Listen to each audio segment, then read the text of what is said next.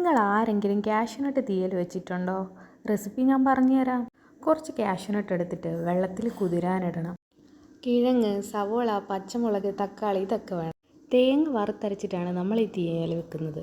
അതുകൊണ്ട് തന്നെ തേങ്ങ, കൊച്ചുള്ളി, കറിവേപ്പില, പെരിഞ്ചീരകം, 2 അല്ലി വെളുത്തുള്ളി ഇതെല്ലാം ഇട്ട് നന്നായിട്ടൊന്ന് വറുത്തെടുക്കണം.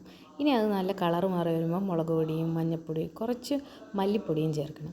ഇനി പാനിലേക്ക് വെളിച്ചെണ്ണ ഒഴിച്ചിട്ട് അതിനകത്തേക്ക് ഇതെല്ലാം കൂടി അങ്ങ് ഇട്ട് നന്നായി വഴറ്റിയെടുക്കണം. ഇനി നമുക്ക് വറുത്ത് വെച്ച തേങ്ങ തണുത്തതിന് ശേഷം നന്നായി അരച്ചെടുക്കാം.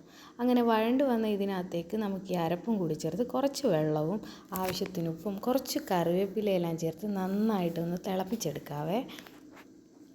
ഇത് നന്നായി തിളച്ച് വരുമ്പോഴത്തേക്ക് നമ്മൾ കുതിരാനിട്ടിരുന്ന കാഷ്യൂനട്ടെല്ലാം കൂടി എടുത്ത് ഇതിലേക്കിടാം. ഇനി ഒന്ന് നന്നായി തിളച്ച് വറ്റി വന്നാൽ അതിലേക്ക് കുറച്ച് മസാലപ്പൊടിയും കൂടി ചേർത്ത് കൊടുത്താൽ അടിപൊളി കാഷ്യൂനട്ട് തീയൽ റെഡിയാവുമേ.